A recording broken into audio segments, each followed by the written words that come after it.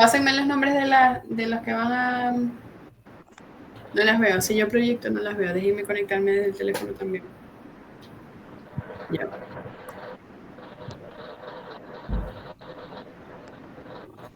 Si yo proyecto, no las veo. Entonces, aquí lo que voy a hacer es... apago la cámara.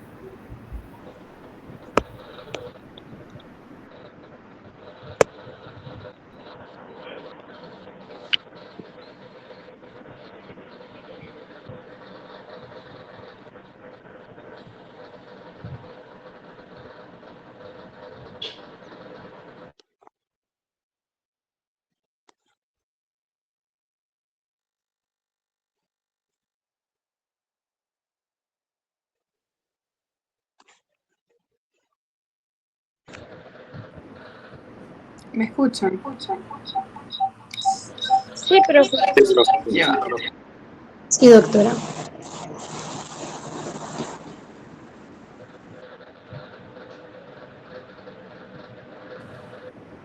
Yo creo que ya. ¿Me escuchan? Sí, Sí. sí, profe. Y ahora sí.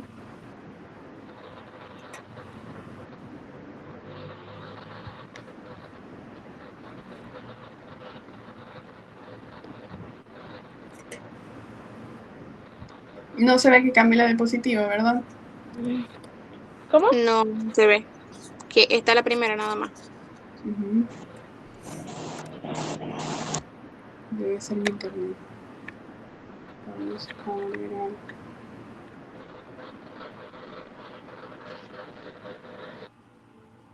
Uh-huh.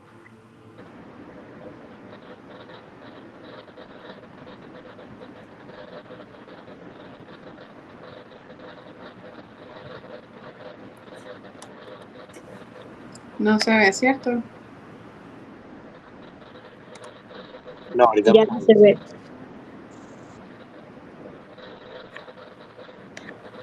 Toda la pantalla.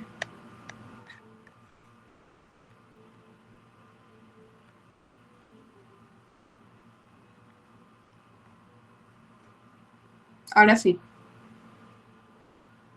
Sí, ahora sí se ve. Ok. Comiencen pues cuando quieran.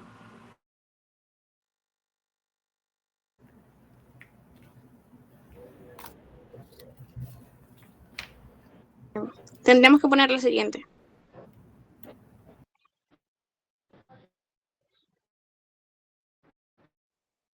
Buenas noches.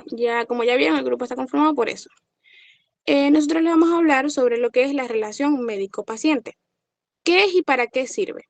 Es una pieza fundamental en la práctica médica, ya que debe existir una buena interacción de comunicación entre, se dejó de ver. Ahora sí. Entre el médico y el paciente para ayudarlo con su padecimiento y en algunos casos prevenir la enfermedad. Se debe establecer un vínculo interpersonal entre el paciente con algún problema de salud y el médico para dar soluciones ligados a una ética profesional y calidad humana. Su finalidad es terapéutica y satisfactoria.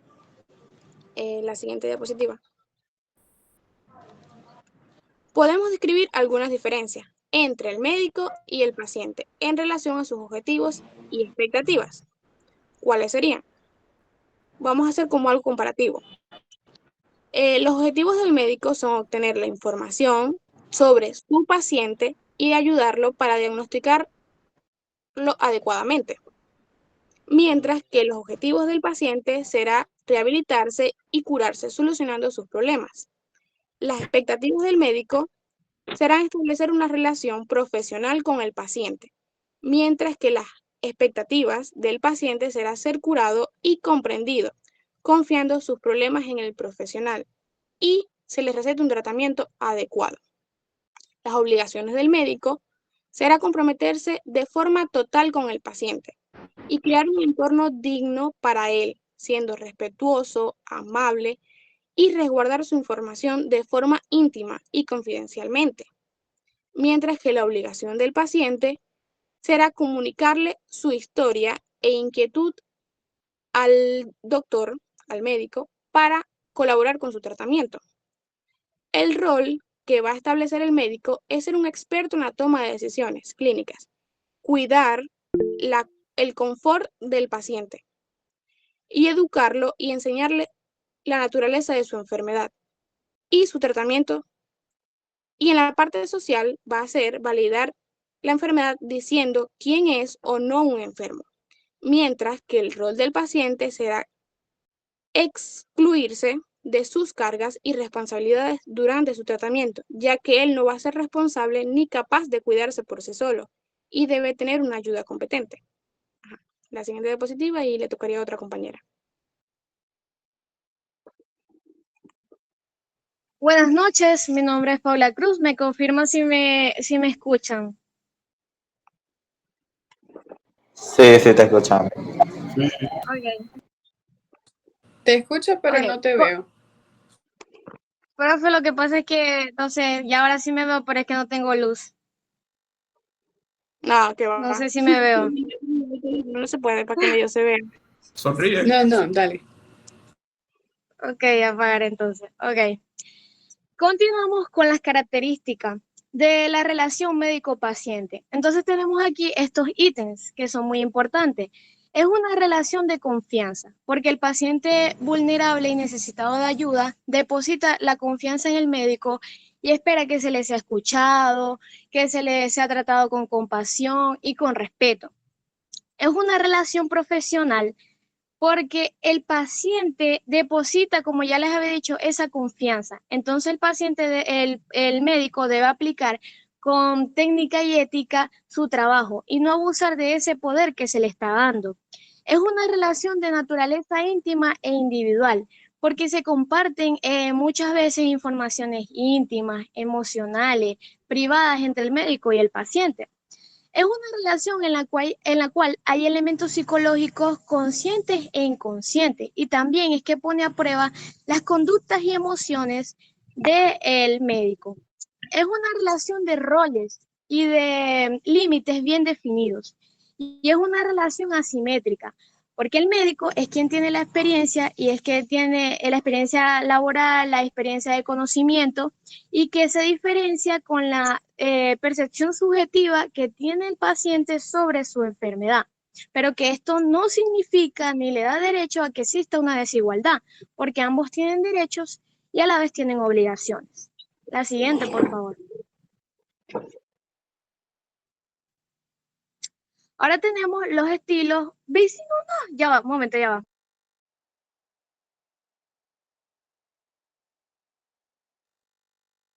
Ajá, ya. Discúlpenme. Es que mi vecino iba a prender la planta y después no me iba a escuchar. Ajá. Estilos o modelos de la relación médico-paciente.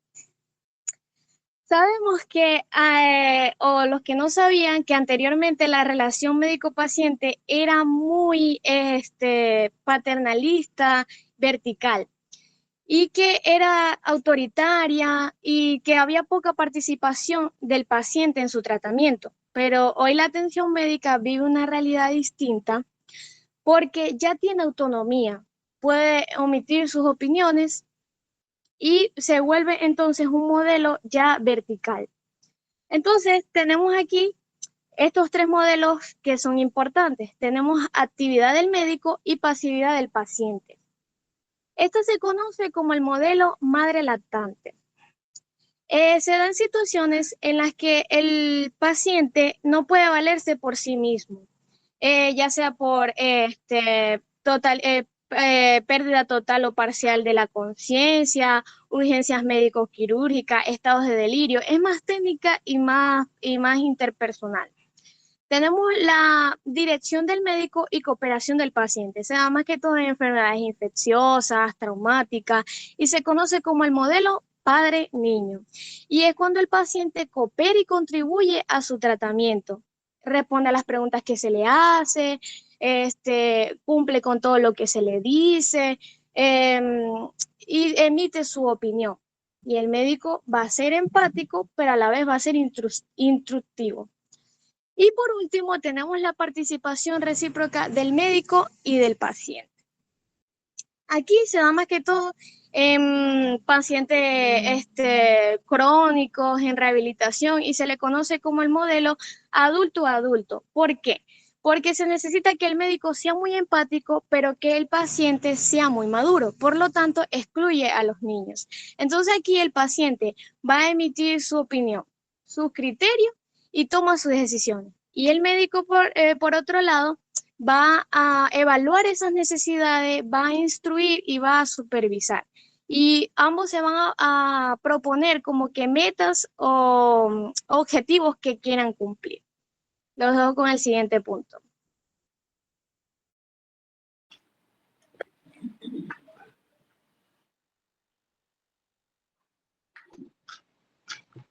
Hola, mi nombre es Norlian y voy a hablar de los factores que condicionan la relación médico-paciente.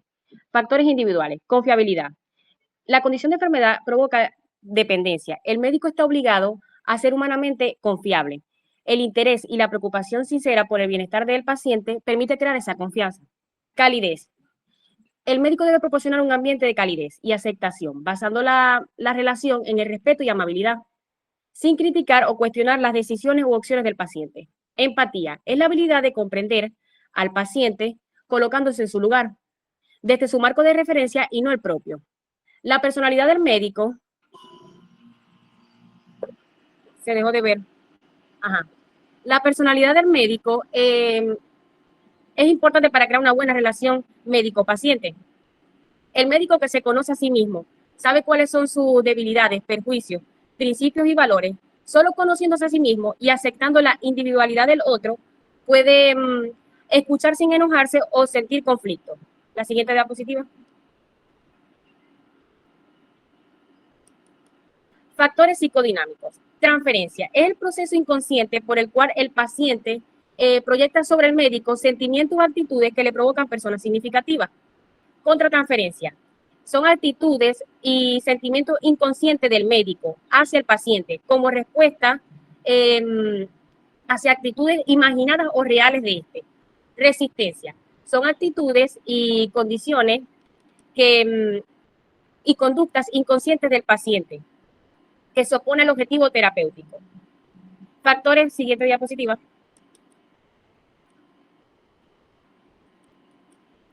Factores socioculturales. Aquí se incluyen factores como la edad, género, estatus social al cual pertenece cada uno, creencias, costumbres, valores y tradiciones del grupo social y cultural al cual pertenece. El paciente no llega solo con el problema de salud, sino que trae un contexto social que es la familia, comunidad y trabajo, y un contexto cultural que son las creencias, valores y tradiciones. El médico debe estar consciente de los valores y las costumbres y tradiciones del paciente, para así asesorarlo en su autocuidado de salud sin entrar en conflicto con sus creencias y costumbres. Aquí quería resaltar el ejemplo que la profesora dio en clase cuando decía que los indígenas es normal que las niñas de 12, 13 años salgan embarazadas y para nosotros es algo impactante o quizás sorprendente, pero no debemos ni criticar ni juzgar. Y otro ejemplo sería los testigos de Jehová, que ellos no aceptan la transfusión sanguínea porque para ellos la sangre es sagrada y una vez que está fuera del cuerpo no puede entrar. Ellos se basan en unos versículos que habla de eso. Siguiente diapositiva. Ah, no, perdón, esa es, perdón. Ajá. El proceso comunicacional y la ética. La comunicación médico-paciente es un proceso dinámico, que involucra la transmisión de información y efectos, que comprende la comunicación verbal, que son palabras para transmitir ideas, describir sentimientos y argumentar preguntas. Y la comunicación no verbal, que comprende el lenguaje corporal, gestual y vestimenta y conducta. La ética, el médico debe tener conocimiento ético y estar preparado y actualizado sobre el abordaje del paciente, con habilidades semiológicas que en ningún momento pueden ser reemplazadas por la tecnología. Y asimismo también tiene que relacionarse de manera adecuada con los familiares del paciente durante el acontecer y curso de la enfermedad. Muchas gracias.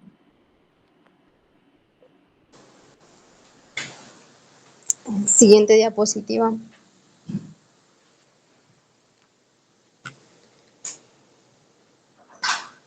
Doctora, no tengo luz por ahora, tengo los datos, si ve que me desconecto o algo, es por eso. ¿Yo? Una chica que No está tengo pidiendo conexión a internet. la luz.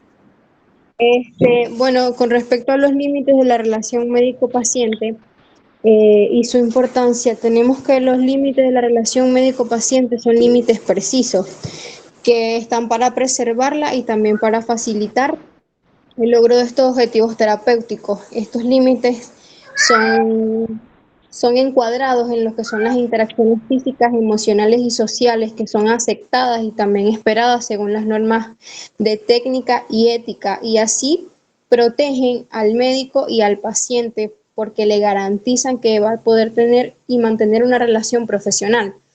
Si en algún momento hay una violación de estos límites, lo que va a suceder es que la confianza que el paciente ha depositado en el médico se va a romper, se va a fragmentar. Y eso va a deteriorar esta relación. Un ejemplo de estos límites podría ser lo que es la conducta sexual inapropiada, el abuso de la información confidencial, el ver al paciente en lugares inapropiados y a horas inapropiadas. También es importante que nosotros evitemos establecer relaciones duales, sea con familiares, con amigos, con alumnos o incluso con compañeros de trabajo muy cercanos, ya que con el establecimiento de estas relaciones duales, al momento de que se quiera tener una relación médico-paciente, esto va a ser un obstáculo o va a crear como un conflicto, ya que esta relación se basa precisamente y únicamente en la resolución de problemas médicos.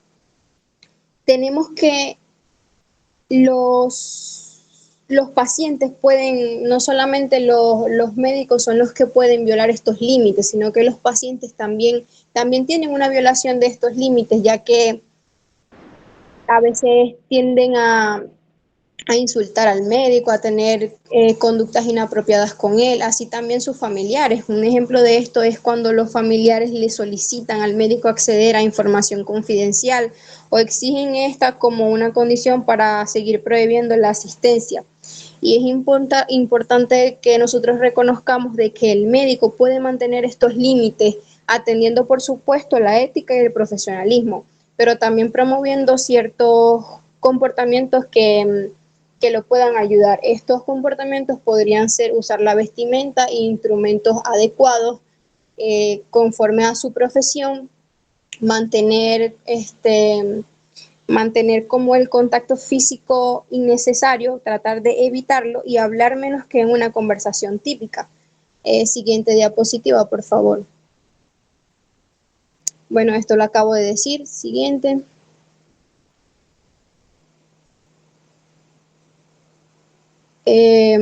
Vamos a tener de que los pacientes van a tener hacia sus médicos dos tipos de valoración. Van a tener lo que es una valoración tanto de forma positiva como de forma negativa. Como lo vemos en la diapositiva, una valoración de forma en la diapositiva de forma positiva es cuando el médico le muestra interés al paciente, cuando le muestra calidad humana, cuando realiza seguimiento del tratamiento, cuando le pide opinión al paciente, cuando lo escucha y mantiene el contacto visual, que es muy importante, así el paciente se siente en confianza y puede sentir que puede hablar libremente con el doctor.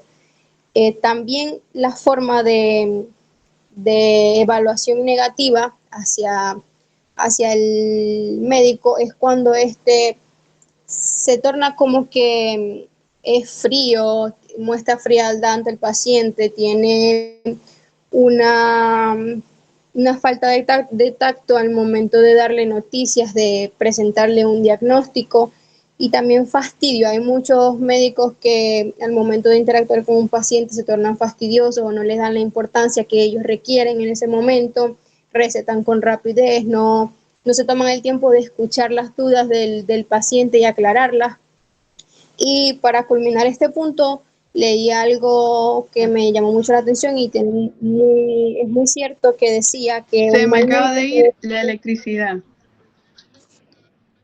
Que un mal médico se define por la frialdad, incluso cuando van acompañados de gran prestigio profesional y científico. Sí, doctora. Y la escuchamos. Sí, doctora. Las diapositivas no se ven. Y no se van a ver. Ya yo acabo de culminar con el punto, quedaría mi compañera con el siguiente. Buenas, profe. ¿Se me escucha? Sí, se escucha. Sí, se te Ah, escucha. bueno, porque me va yendo la luz, entonces la internet no está muy buena. Bueno, buenas noches, mi nombre es Rosa Labarca y les vengo a hablar sobre el punto de los obstáculos que pueden existir para que no haya una buena relación médico-paciente. El primero de estos es la ausencia de calor humano. ¿Qué quiere decir esto? Que los médicos suelen no tener empatía o suelen no ponerse en los zapatos de lo que está viviendo el enfermo por esta tendencia al distanciamiento de la parte emocional, que es algo que suelen hacer los médicos, que es lo que se les enseña de no tener emociones y ser como una roca y no ponerse en el lugar de los pacientes. Otro punto que también sucede mucho es que los médicos suelen ver al paciente como un objeto, como una enfermedad y no como un ser humano con sentimientos. Y suelen ver el valor que tengan, cuál pueden sobrevivir más que otro o cuáles son más de prioridad entre niños, entre hombres, entre mujeres. Y esto es lo que no debería ser porque todas las personas tienen el derecho a ser tratados por igual en el ámbito médico. También tenemos la tendencia al uso de tecnologías para el diagnóstico médico y esto hace que haya una barrera entre el médico y el paciente. Y también el hecho de las interconsultas.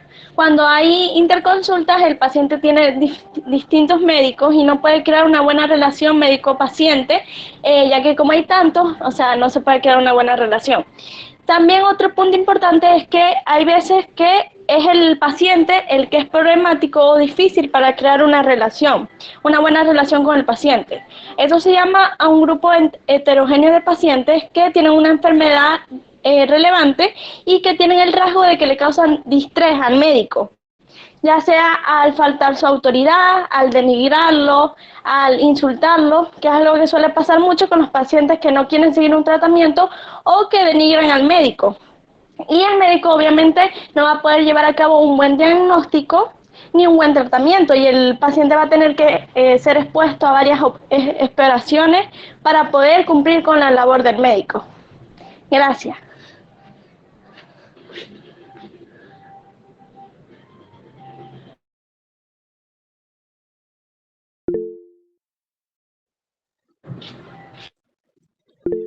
Hola, me dicen si me escuchan, porfa, que está un poco Sí, mal Sí, ahí. te escuchamos. Yo les voy a hablar sobre los factores que dificultan la relación con el paciente difícil. Debemos tomar en cuenta que los factores que dificultan la relación no vienen solamente del médico y del paciente, también provienen del entorno en el que se encuentra, en el que se está dando la consulta, por ejemplo.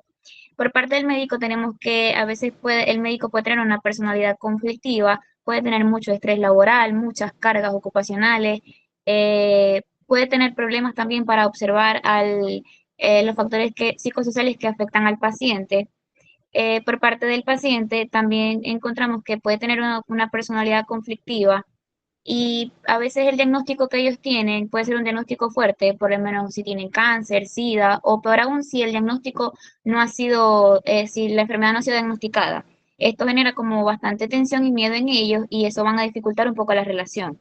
Y por parte del entorno, si el ambiente no es un ambiente acogedor y hay múltiples interrupciones, hay calor, el paciente esperó mucho o en dado caso el médico también esperó, si había un calor excesivo, todo eso va a influir en cómo se va a desenvolver la relación entre un médico y un paciente. Luego, ahora voy a hablar de la tipología del paciente difícil. Sería bueno que vieran las diapos, pero no sé si una compañera las puede proyectar. El paciente difícil, ellos suelen ser pacientes que van mucho a consulta. Ellos van a veces por el mismo motivo o simplemente por ir, porque ellos, no sé, tienen como esa tendencia. Ellos siempre están insatisfechos con todo. No importa que haya un buen ambiente, que no haya... ¿Me escuchan? Porque se paró la... Sí, sí, no te escucha. No importa que haya un buen ambiente, que no hayan esperado, ellos normalmente están insatisfechos. Ellos tienden a asistir más a consulta y a presentar más enfermedades que personas de su misma edad y sexo. Ellos van más especialistas, van más a instituciones y tienden a tener una red de apoyo muy débil. O sea, con red de apoyo me refiero a familiares, amigos o su ambiente laboral. Suele ser débil y conflictiva. Vamos a estudiar 3 tipos de pacientes que son los más comunes, que serían los dependientes pesados, los exigentes con títulos y los manipuladores masoquistas. Los dependientes pesados son, ahí están los diapos. Los dependientes pesados son aquellos pacientes que asisten mucho a consulta, ellos suelen ser halagadores con el médico, pero tienen una errada concepción de que el médico es un ser inagotable y superior, o sea que el médico nunca se cansa. Ellos juegan mucho con el tiempo del paciente y nunca van al grano.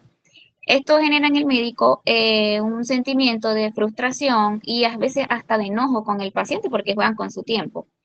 Los exigentes con títulos son pacientes que demandan de mucha atención.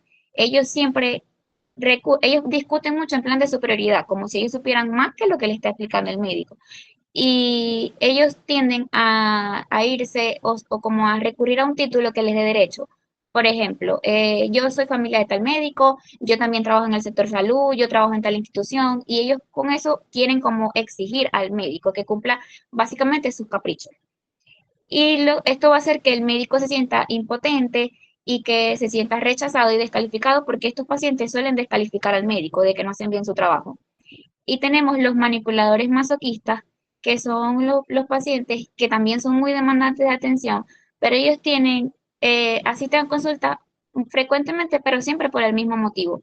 Y a pesar de que asisten mucho, nunca cumplen con las prescripciones que le da el médico. A ellos su caso no avanza, pero ellos igual no cumplen con sus prescripciones y culpan al médico de que no avanzan y justifican mucho su incumplimiento. Con cualquier tipo de cosa, ellos justifican su falta.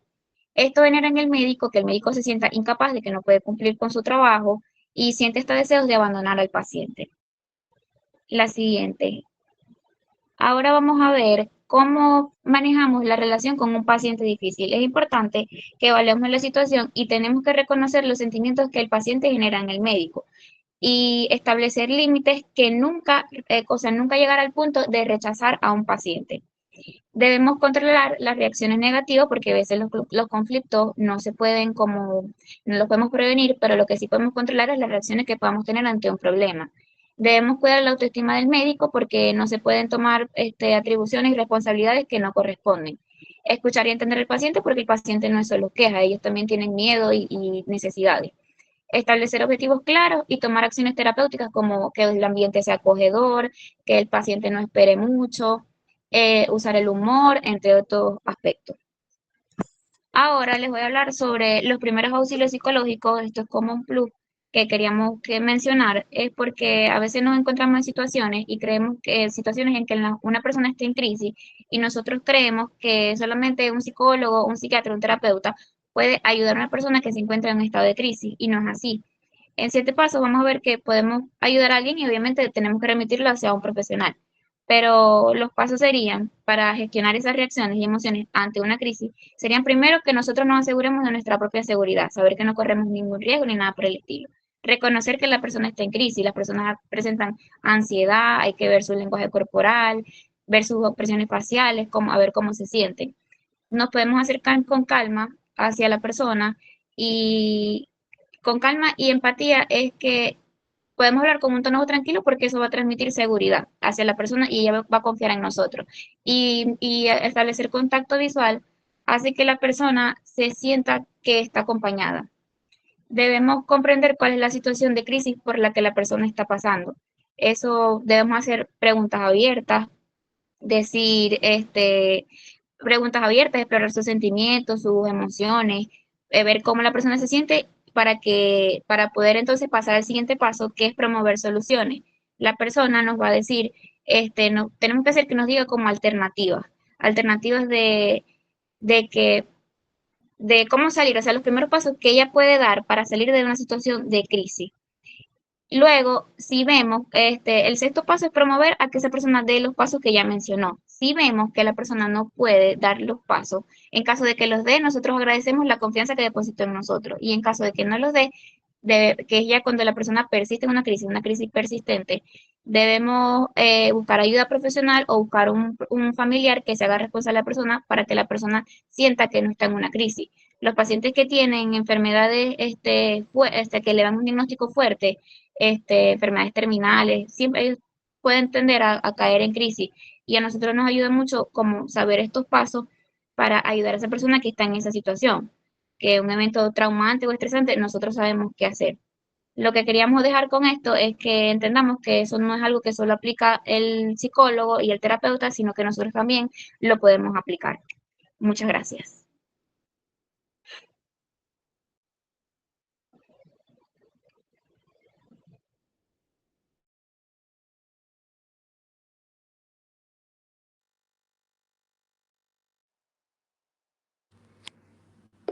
Ok, ¿me escuchan? Sí, se escucha. Ok, bueno, ya tengo 3% de batería. Mañana entonces continuamos con los seminarios. Ok. ¿Me escucharon? Ok. Ok, está bien. Ok. Bien, chicos. Profesora, Nos yo vemos quería mañana. hacerle una pregunta. Ajá. Resulta que usted dijo que el segundo y el tercer examen eran de la guía, ¿cierto? Ujú. ¿Qué parte es del segundo examen y qué parte es del tercero? ¿Cómo? O sea, ¿qué parte de la guía, hasta qué parte llega lo del segundo examen y desde dónde comienza lo del tercer examen? Ajá. Ahora cuando me llegue la electricidad, yo les digo. Ok, gracias. Dele. Dele.